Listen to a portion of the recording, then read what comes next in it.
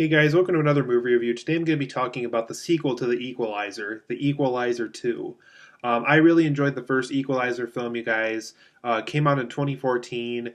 I think I even had it on my top 10 best of the year list back when that movie came out. I really, really enjoyed that first Equalizer movie.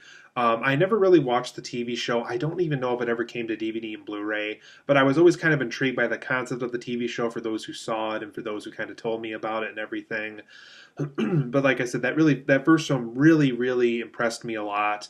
Probably one of probably one of my favorite Denzel Washington movies. Not maybe my all-time favorite of his, but definitely like a movie where I appreciate like his character and the story and everything like that. There's just tons of stuff I loved about it.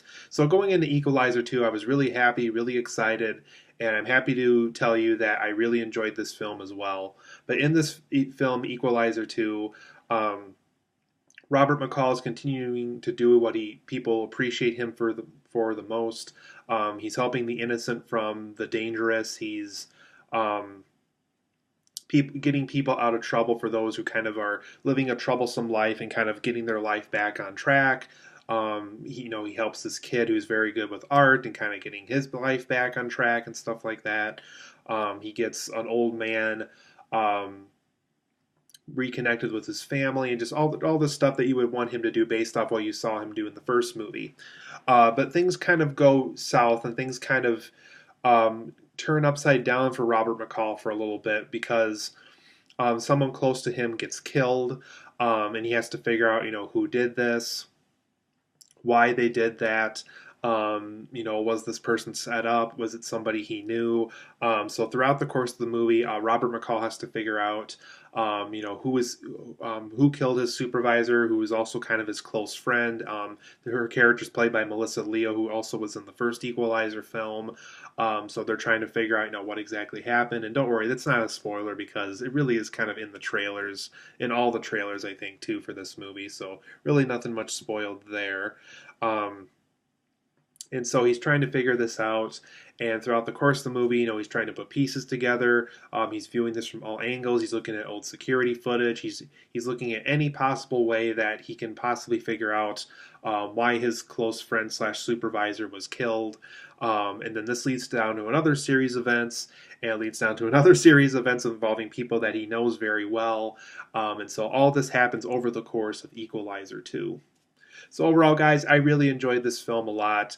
Probably not as good as the first Equalizer film, but I really enjoyed the film that was made. I really enjoyed the continuation that they went with.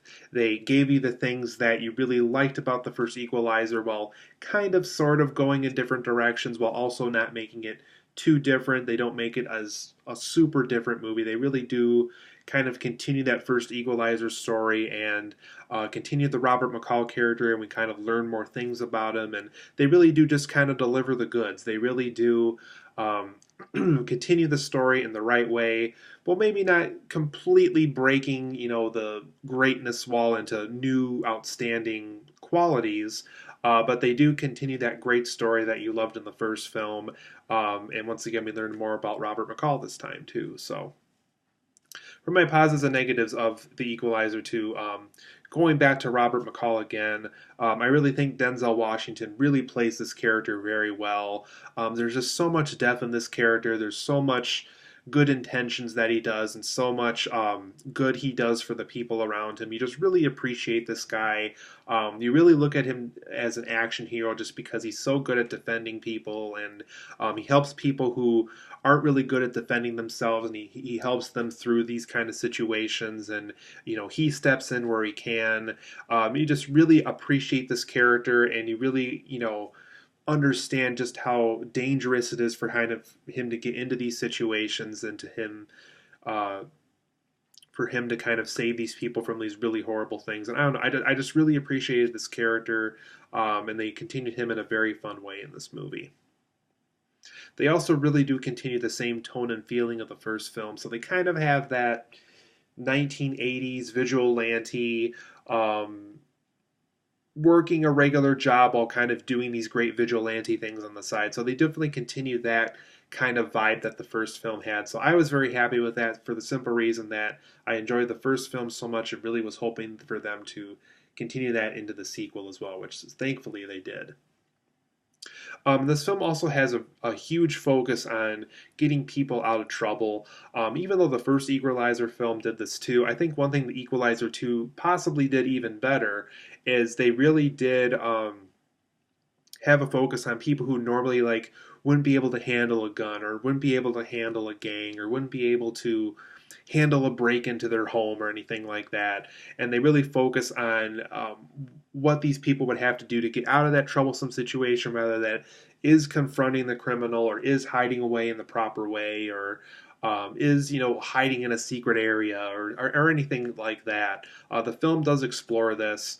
They show kind of how Robert McCall would coach them through a situation like that and everything. So I just thought it was a really interesting way for them to depict the story and something interesting they did for Robert McCall to do with the people he was trying to protect also. And like I explained earlier, Robert McCall's backstory and more information about his wife is explored in this, and kind of why he's doing these things he does, why he's doing these good intentions for everybody, even if he doesn't know him that well. They really do explore that some more. They go over kind of the backstory some more and everything. So I was just really happy as a fan of the first film that they went over more of this information as well. There's also several tense moments in this. There's a moment where Denzel Washington is in a car with a very dangerous man that's trying to do something really horrible to him, and just how intense it is when he's driving the car around and trying to keep on the road while also trying to fight off this criminal. And they also have moments where like he's in a room by himself. He's kind of the one-man army against the gang and stuff. And they really do make it feel very tense in this movie. So if you enjoyed that in the first Equalizer film, thankfully they continue that well here in the sequel as well. For my negatives of Equalizer 2, Robert McCall does work a different job in this. In the first film, he worked for like a Home Depot-esque kind of store. In the sequel, he's kind of like an Uberish driver. I forget the name of the company that it is in this movie, but it's definitely kind of like an Uber competitor kind of a thing. But it felt like a weak Taxi Driver ripoff, to really tell you the truth. It just felt like they were copying the success of Taxi Driver and kind of putting their own take on it. So for me personally, it just felt like a cheap ripoff from that movie rather than going their own unique direction with this kind of a career for Robert McCall. There's also some predictable villainous plot points.